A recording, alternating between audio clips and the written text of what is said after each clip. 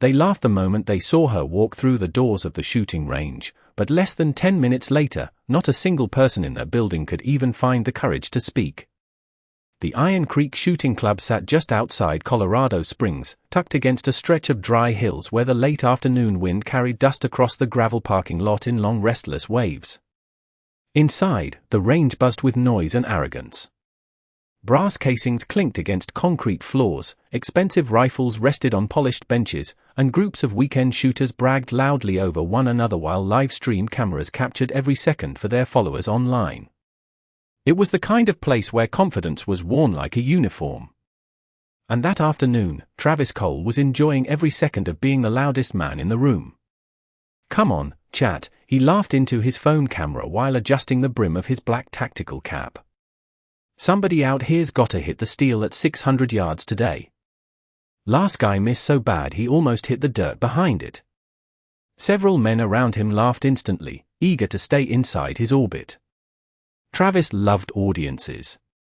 At 39, he had built a decent following online by turning every shooting session into a performance.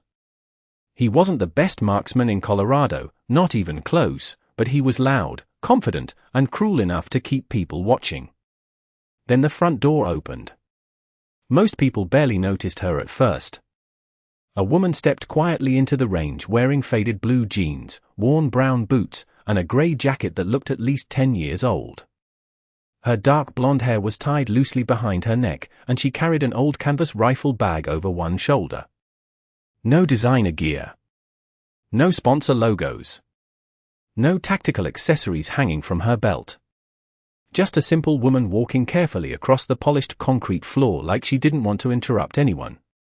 Travis glanced up once and smirked immediately. "Well," he muttered loud enough for the people around him to hear, "looks like somebody's mom got lost on the way to Costco." Laughter erupted around him. The woman said nothing. She simply approached the check-in counter and signed the waiver form with calm, steady hands. Up close, she looked to be somewhere in her late 30s. Maybe early 40s. Her face carried no makeup beyond what little the cold mountain air had left there naturally. She looked ordinary. Forgettable, even. And that was exactly why nobody in the room understood the danger standing quietly among them. Before we continue, where are you watching from? Drop your city or state in the comments below. And if you believe respect matters more than appearances, hit like and subscribe. Stories like this remind us why humility still matters. Now, back to Claire Donovan. Travis leaned against the shooting bench, watching her with open amusement. "You here to watch your husband shoot?" he called out. A few people snickered again. Claire glanced over politely. "No," she answered softly. "I came to practice." Her voice was calm, almost gentle. That only made the laughter worse. Travis grinned wider and lifted his live stream camera toward her. "Practice," he repeated. These lanes aren't for beginners. Targets start at 200 yards out there." Claire simply nodded once. "That's fine." Something about the way she said it caused an older man near the back wall to briefly look up from cleaning his rifle. Just for a second. Then he narrowed his eyes slightly. Because unlike everyone else in that room, he noticed something strange. Claire Donovan never once looked nervous. The older man near the back wall kept watching Claire long after everyone else returned to laughing with Travis. His name was Walter Hayes, a retired Army range instructor who had spent nearly 25 years teaching discipline to young recruits before age and bad knees finally pulled him away from military life. Walter rarely paid attention to the noise at Iron Creek anymore. Most afternoons sounded exactly the same. Loud men. Expensive equipment. Endless bragging. But something about Claire Donovan unsettled him in a way he could not immediately explain. She moved too carefully. Too deliberately. Beginners usually walked into the range with excitement or nervousness written all over their faces. Claire carried neither. She simply stood near lane 7. Quietly removing items from her old canvas bag with calm mechanical precision. Ear protection. Shooting glasses. Ammunition boxes stacked neatly beside her bench. No wasted movement. No unnecessary conversation. Travis noticed Walter staring and grinned. "What is it, Walt?" he called out loudly. "You think she is some kind of secret sharpshooter?" Several shooters chuckled again. Walter shrugged lightly without answering. He had learned years ago that confident people usually revealed themselves eventually. Claire adjusted the sleeves of her grey jacket and looked toward the far outdoor lanes where steel targets shimmered beneath the late afternoon sun. Wind drifted steadily across the open field, carrying enough force to make lighter targets sway slightly. A digital monitor beside the shooting booths displayed the distance markers in bright red numbers. 200 yards. 300. 400. 600. Most recreational shooters stayed under 300. Anything farther required patience and consistency. Travis stepped beside her with his phone camera still rolling. "So what exactly are you practicing today?" he asked with exaggerated politeness. "Target shooting," Claire answered simply. "At what distance?" "I have not decided yet." Travis smirked at his viewers. "She has not decided yet," he repeated dramatically. "That confidence is incredible." A younger man beside him laughed loudly enough to echo through the concrete room. "Maybe start with 50 yards first." More laughter followed. Claire ignored all of it. She calmly unzipped the rifle bag and removed a rifle so plain-looking that several shooters visibly frowned in disappointment. No flashy finish. No oversized custom scope. No expensive modifications. The rifle looked older than most of the men standing around her. Travis tilted his head. "That thing even accurate past 100 yards?" Claire checked the bolt carefully before answering. "Accurate enough." Again, her voice remained perfectly calm. Not defensive. Not emotional.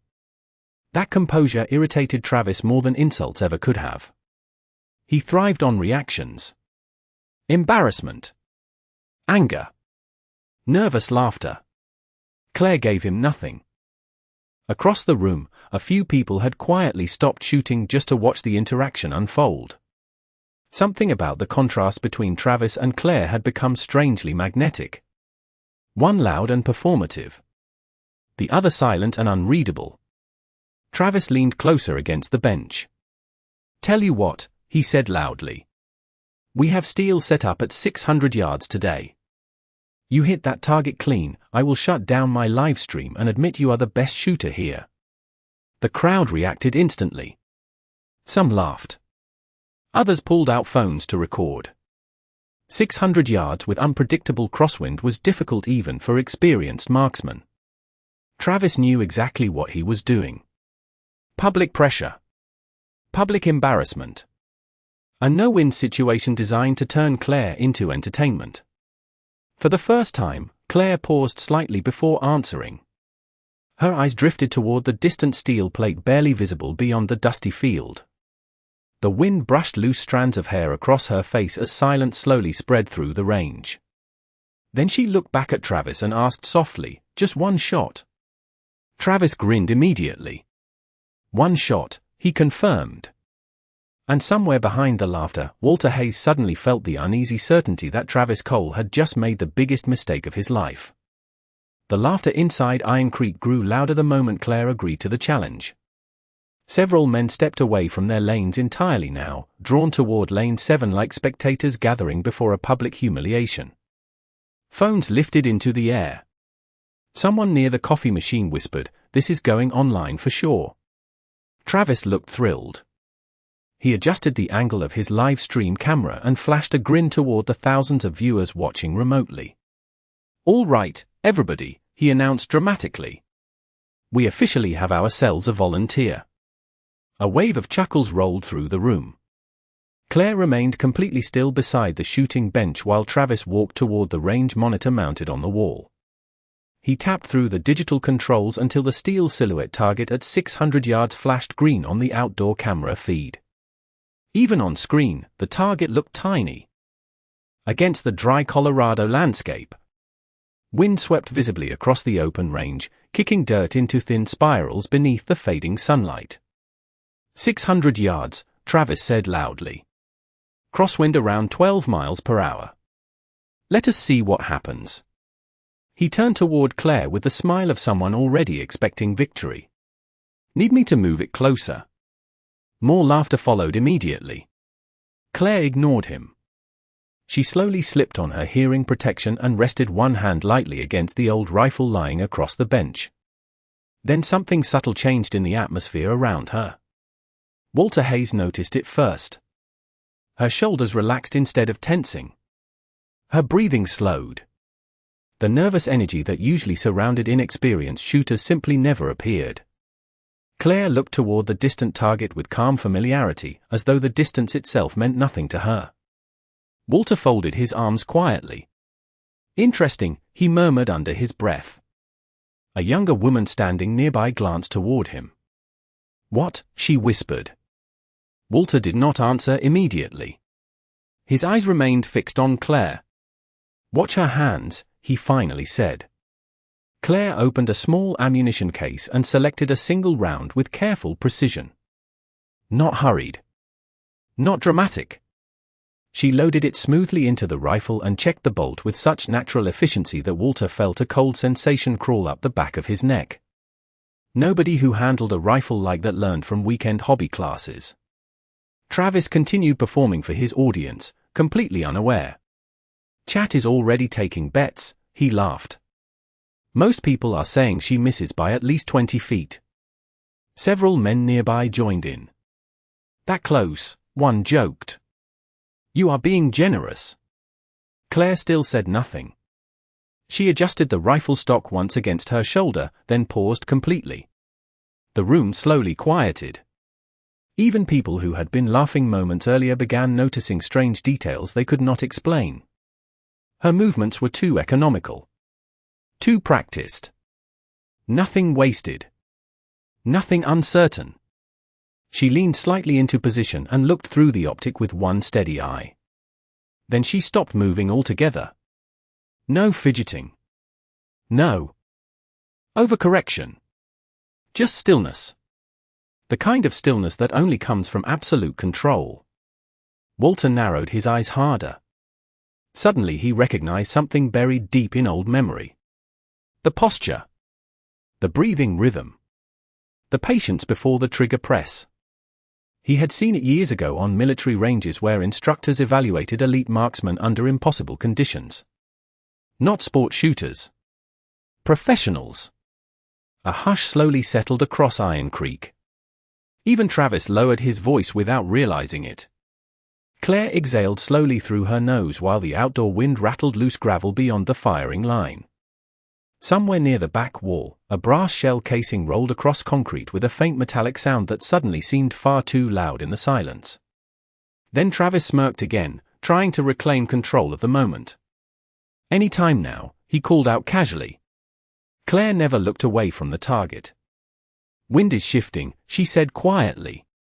The confidence in her voice landed differently this time. No hesitation. No uncertainty. And for reasons nobody could fully explain, the laughter inside the range did not return. The wind shifted again across the outdoor range, pushing dust sideways through the dry Colorado air. Claire remained perfectly still behind the rifle, her cheek resting lightly against the stock while the distant steel target shimmered beneath the fading sunlight. Nobody inside Iron Creek seemed comfortable anymore.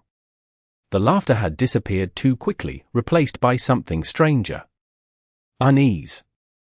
Travis sensed it immediately and tried to force the mood back under his control. Come on, he called out with a grin that looked slightly less confident now. You planning to shoot today or write poetry about the wind? A few weak laughs answered him, but even those sounded uncertain. Claire never reacted. Her finger rested calmly beside the trigger while her eyes stayed locked through the optic. Walter Hayes watched with growing disbelief. Every second confirmed his suspicion further. This was not recreational shooting. This was discipline carved into muscle memory over thousands of repetitions. Claire adjusted her breathing once. Tiny. Almost invisible. Walter quietly shook his head to himself. No way, he whispered. Beside him, the younger woman frowned. What are you seeing? Walter kept staring toward lane 7. The kind of patience they teach when missing is not an option. The woman blinked in confusion, but before she could ask more questions, Travis suddenly stepped closer toward Claire's bench. Maybe the target is too small for you, he joked loudly. Want me to move it to 200 yards so everybody does not have to wait all night? Claire slowly lowered her eye from the scope and looked at him for the first time since accepting the challenge. Her expression remained calm, almost polite. No, she said softly. 600 is fine. Something about the certainty in her voice caused the room to go quiet again. Travis crossed his arms. You sound pretty confident for somebody carrying a rifle older than half this building. Claire glanced briefly toward the worn wood stock resting beneath her hand. It still works. Yeah? Travis smirked. What is it, some hunting rifle from a garage sale? Claire paused for half a second before answering. It was issued to me a long time ago. Walter's eyes narrowed instantly. Issued. Not purchased. Not inherited. Issued. The word landed differently in his ears than everyone else's. Travis either did not notice or did not care. He lifted his live stream camera again. Chat is losing patience, he laughed. Either this becomes the greatest shot ever made or the most embarrassing miss in Iron Creek history. Phones remained raised throughout the room. Even the range employees had stopped pretending to work. Everybody wanted to see how this ended now. Claire slowly leaned back into position. The outdoor camera feed displayed the tiny steel silhouette sitting motionless against the distant dirt berm. 600 yards of unstable air stood between Claire and that target. The crosswind continued drifting left to right. Most shooters would have been adjusting constantly by now, chasing conditions they barely understood. Claire did not move at all. The silence inside the building deepened until only the low hum of fluorescent lights remained. Then Walter suddenly noticed something that made his stomach tighten. Claire was not focusing entirely on the target. She was reading the environment around it. The dust movement. The grass. The hanging wind flags near the outer berm. That level of awareness belonged to professionals trained to account for every variable before ever touching a trigger. Walter exhaled slowly. Dear God, he muttered. Travis caught the comment and laughed. Relax, Walt. She has not even fired yet. Walter looked at him with an expression Travis did not understand. It was not amusement anymore. It was warning. Claire inhaled one slow breath. The room held still with her. Then, without changing expression even slightly, she whispered 5 quiet words that almost nobody heard clearly. The wind finally settled down. The moment Claire finished speaking, the entire atmosphere inside Iron Creek seemed to tighten as if the air itself had become heavier. The faint movement of dust outside the wide bay doors slowed in appearance, and even the distant sound of casings dropping onto concrete felt muted under the growing silence. Travis noticed it too, though he refused to acknowledge it aloud. He forced a small laugh and leaned toward his live stream camera. Did she just say the wind settled down? He asked, shaking his head. Chat, I think we have officially entered fantasy territory. A few nervous chuckles appeared from the crowd, but they lacked the energy they once had. Walter Hayes did not move at all. His eyes remained locked on Claire Donovan, and for the first time since he had entered Iron Creek that afternoon, he felt something he had not experienced in years. Recognition. Not of the woman, but of the discipline behind her stillness. Claire exhaled one final controlled breath. It was slow, measured, and almost imperceptible. Her shoulders did not rise or fall. Her grip did not tighten or loosen. Instead, everything about her settled into absolute alignment. Travis shifted slightly, trying to maintain control of the moment. All right, he said loudly. Let us see this legendary shot. The words echoed across the range, but they no longer carried the same confidence. Claire did not respond. She simply placed her focus fully through the optic, aligning everything in her view with a precision that seemed almost unnatural to the untrained eye. The distant steel target remained suspended against the Colorado horizon, barely visible through the heat shimmer and wind haze. 600 yards of space separated them, yet Claire treated it as if it were a known constant, not an obstacle. Walter slowly stepped half a pace forward without realizing it. His voice came out low, almost to himself. "She is not guessing." The younger woman beside him frowned. "What do you mean?" Walter did not take his eyes off Claire. Most people aim at what they see. She is aiming at what she understands. Claire's index finger rested gently against the trigger, motionless. For a brief moment, it seemed as though even time itself had paused. Conversations died completely. The live stream audio picked up nothing but silence. Travis noticed the change and quickly tried to fill it. "All right, everyone, here we go," he announced, raising his phone higher. "Let us see what happens when confidence meets reality." Claire remained still for one final second. Then she made a micro-adjustment so subtle it was almost impossible to detect. A slight shift in shoulder tension. A fractional correction in angle. Nothing more. Walter's eyes widened slightly. "That is it," he whispered. And then it happened. A single, controlled release of tension broke the silence. The sound was sharp but brief, immediately swallowed by the vast openness of the range beyond the walls. For a fraction of a second, nothing appeared to change. The distant steel target remained still. The wind continued its slow movement across the field. Even Travis blinked, waiting for disappointment so he could turn it into laughter. But then a sound echoed faintly from far beyond the range, a distinct metallic confirmation carried back across the open air.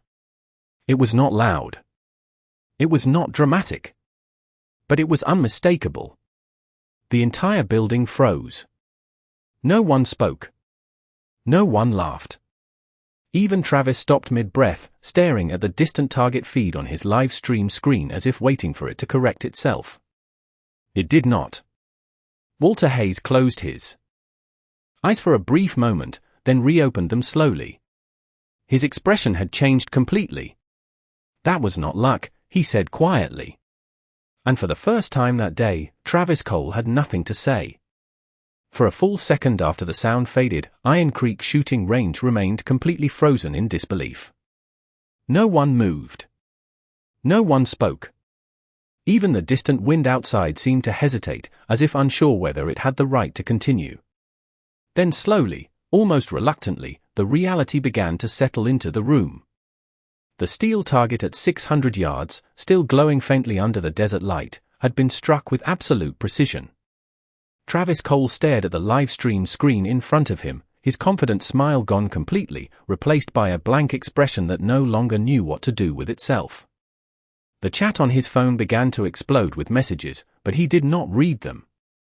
He could not. Across the range, someone whispered, "That was impossible." Another voice followed immediately after, softer and more uncertain, "No, that was perfect." Walter Hayes exhaled slowly, as if releasing something he had been holding for years. His eyes never left Claire Donovan. "That is not beginner work," he said quietly, almost to himself. The younger woman beside him turned her head slightly, still trying to understand what she had just witnessed. "How did she even account for that wind?" she asked. Walter shook his head once. "She did not account for it," he replied. "She read it like it was already part of her." Claire, however, showed no reaction at all. She simply lowered the rifle slightly, maintaining perfect control over her breathing as though she had done nothing more than complete a routine task. No celebration. No acknowledgement. No change in expression. Travis finally forced a laugh, but it came out hollow and unstable. "Okay," he said quickly, stepping closer to the bench as if trying to regain authority over the situation. That was a lucky shot. 100% luck." A few of his followers on livestream echoed uncertain agreement, clinging to his confidence because they had nothing else to hold on to. But even they sounded doubtful. Walter finally turned his head toward Travis for the first time. "Luck does not correct for wind drift at 600 yards, he said flatly. The words landed heavily. Travis hesitated for a fraction of a second, then forced another grin. "Fine," he said. "Let her do it again." That sentence changed the atmosphere instantly. A few people shifted uncomfortably. Even the range officer near the back looked uncertain now. Claire did not respond immediately. Instead, she calmly opened her ammunition case again. Her movements were identical to before. Controlled. Deliberate. Precise. She selected a single round and placed it into position with the same calm rhythm as if nothing significant had just happened at all. The silence inside Iron Creek grew deeper than before. Not because people were waiting for drama, but because they were beginning to understand something they had not expected. This was not performance. This was not coincidence. Claire adjusted her stance once more, returning to the exact position she had used moments earlier. The rifle came up smoothly, almost like an extension of her body rather than an object she was holding. Travis watched her closely now, his earlier confidence cracking slightly at the edges. "All right," he said more quietly this time. "Let us see if that was repeatable." Claire did not look at him. Her focus remained entirely on the distant target, now marked clearly in her memory as much as in her sight. Walter stepped slightly forward again, his voice almost inaudible. "If she repeats it," he said, "then she was never guessing in the first place." The room seemed to hold its breath again. Claire exhaled slowly, and once again the world around her appeared to narrow into a single point of absolute clarity. The silence inside Iron Creek did not break this time. It deepened. Every eye in the room remained fixed on Claire Donovan as she stood behind the rifle with the same calm precision as before. No one spoke, not even Travis Cole, who now looked noticeably less certain about the situation unfolding in front of him. The second shot was no longer treated as entertainment. It had become a test that no one in the room fully understood anymore. Claire adjusted nothing beyond what was necessary. Her posture remained identical, her breathing steady, her focus locked into the distant steel target that still shimmered faintly under the Colorado sun. The wind continued its slow movement across the open range, but Claire no longer seemed to react to it as something unpredictable. Instead, it appeared as if she had already accepted every variable as part of a single controlled equation. Walter Hayes stepped forward one more time, now standing closer to lane 7 than he had all afternoon. His eyes narrowed slightly as he studied her alignment. Something about her stance was familiar in a way that made his chest tighten. He had seen this level of consistency only in environments where failure was not acceptable. Training environments where repetition was measured in thousands, not dozens. Travis finally forced himself to speak again, though his voice lacked the earlier confidence. "All right," he said, attempting to sound casual. "Let us see if we can get a repeat performance." A few nervous laughs followed, but they died quickly. Even the audience that had gathered around him seemed unsure whether they were still witnessing a game or something entirely different. Claire did not acknowledge him. Her attention remained completely absorbed by the distant target. The world around her seemed to narrow again, as if everything beyond that single point no longer mattered. Walter noticed a subtle change in her breathing pattern. It slowed even further, becoming almost invisible. "She is settling deeper," he murmured under his breath. The younger woman beside him looked confused. "What does that mean?" Walter did not take his eyes off Claire. "It means she is no longer adjusting to the environment," he said quietly. "She is controlling how she exists within it." Travis shifted slightly, clearly trying to regain control of the narrative. "Chat is waiting," he said loudly toward his livestream camera. "Let us finish this." Claire's finger rested lightly against the trigger once again. There was no hesitation in her posture. No sign of doubt. Only a stillness so complete that it began to feel unnatural to everyone watching. Even the range officer at the back of the room had stopped moving entirely, his attention fully locked on lane 7. For several seconds, nothing happened. The wind outside continued its steady movement across the dry hills. A loose paper near the bench fluttered once, then settled again. Claire remained perfectly aligned. Then, in a moment so controlled it almost felt unnoticeable, she exhaled. The sound of the shot was brief, absorbed immediately by the open space beyond the range. For a fraction of a second, there was nothing. No reaction. No movement. Just silence stretching across the building like a held breath. Then the confirmation came again. Distant. Clear. Undeniable. The steel target had been struck with the same precise outcome as before. This time, no one laughed. Travis did not speak. His hand lowered slightly from his live stream camera as he stared at the screen in disbelief. Walter Hayes closed his eyes briefly, then opened them again, his expression now completely transformed. "She is not repeating anything," he said quietly. "She is demonstrating control." The words hung in the air, heavier than anything else said that afternoon. Claire finally lowered the rifle with the same calm motion she had used before, as if completing something routine. No pride. No acknowledgement. Just silence. The second confirmation of impact did not bring relief to Iron Creek shooting range. Instead, it deepened the silence into something heavier, something that felt almost unreal. Nobody in the building moved for several seconds after the sound faded into the open Colorado air. The steel target remained still in the distance, but its meaning had completely changed for everyone watching. Travis Cole slowly lowered his phone from live stream height, his expression no longer carrying confidence, but confusion trying to hold itself together. The comment section on his stream was flooding, but he did not look at it. He could not process it fast enough.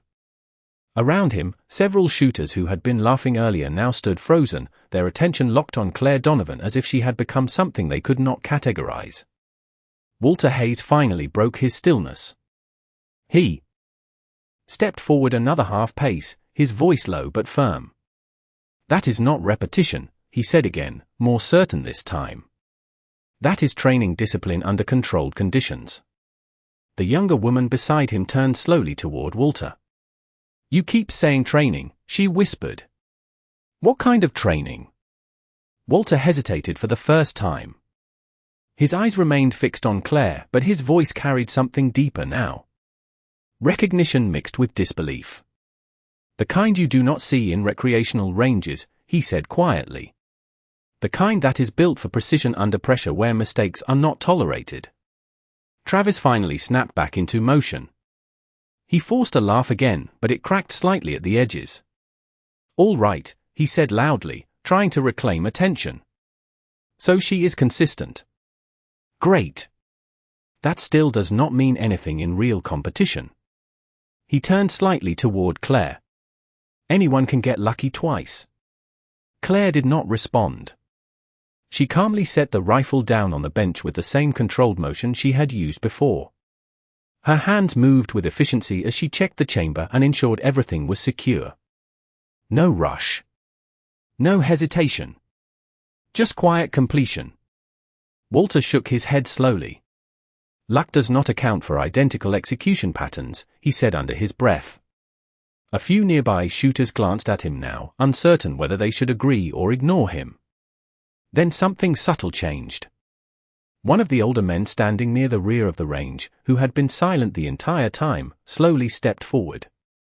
He wore a faded jacket with a military patch partially worn away by time. His face was unreadable, but his eyes were sharp. He looked at Claire for several seconds without speaking.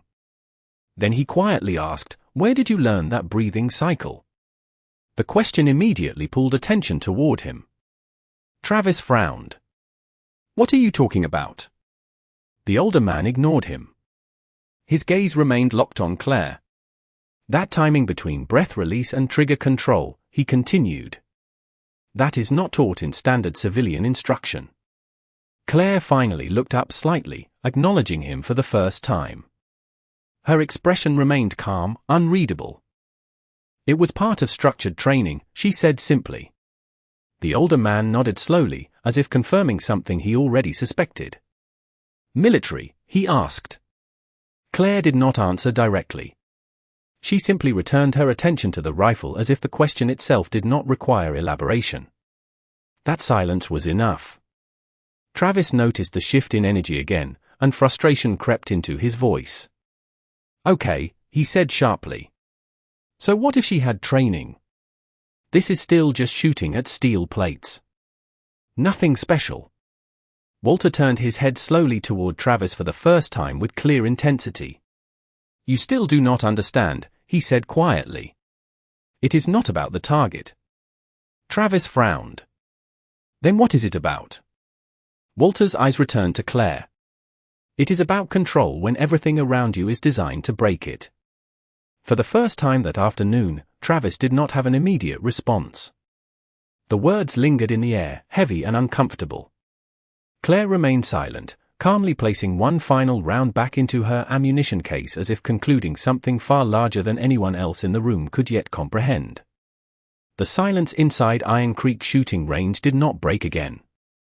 It settled into something deeper, something final, as if the entire building had collectively accepted that what they had just witnessed no longer fit into their understanding of ordinary skill.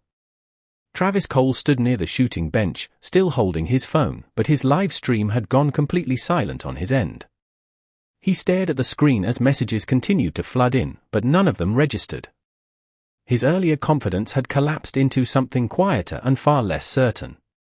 Around him, the other shooters no longer laughed or whispered. They simply watched Claire Donovan with a stillness that now felt respectful rather than curious. Walter Hayes slowly stepped forward until he was almost level with Claire's position. His voice, when it finally came, carried the weight of certainty. "I have not seen that level of consistency outside of structured military qualification environments in years," he said. The older man with the faded jacket nodded once in agreement. "Not civilian training," he added quietly. "Not even close." Claire finished securing her equipment and closed the ammunition case with the same calm precision she had maintained from the beginning. She showed no reaction to the conversation around her, no acknowledgement of the attention she had drawn. To her, the task appeared complete. Travis finally forced himself to speak again, though his voice was no longer sharp. It carried uncertainty now. "So what?" he said, attempting to recover control. "She knows how to shoot. That does not change anything. It is still just a range." Walter turned his head slowly toward him. "You are still thinking about this incorrectly," he replied. "It was never about the range." The words landed heavily, and for the first time, Travis did not interrupt. Claire adjusted the strap of her worn canvas bag and slung it over her shoulder. Her movements were calm, deliberate, and unchanged by the attention surrounding her. The crowd instinctively shifted to make space as she began walking away from the bench. No one stopped her. No one joked anymore. The energy in the room had completely transformed. As she reached the edge of the range, the younger woman who had been watching quietly earlier finally spoke, almost without realizing it. "Who are you?" she asked softly. Claire paused for the first time. The entire room seemed to hold its breath again, waiting for an answer. For a brief moment, only the sound of distant wind outside filled the silence. Claire turned her head slightly, not fully facing the crowd, and spoke in a calm, even tone. "Someone who prefers not to be noticed," she said simply. Then she continued walking. Travis finally lowered his phone completely, staring after her as if trying to reconcile everything he had just experienced with everything he thought he understood. Walter exhaled slowly beside him. "People like that," he said quietly, almost to himself, "do not need to announce what they are capable of." The older man near the back gave a small, knowing nod but said nothing further. Claire reached the door of the range and stepped out into the fading Colorado light. The wind outside moved across the gravel lot in steady waves. But she did not hesitate. She walked forward with the same quiet control she had shown from the very beginning, leaving behind a room full of silence, disbelief, and a lesson that no one inside Iron Creek shooting range would forget anytime soon.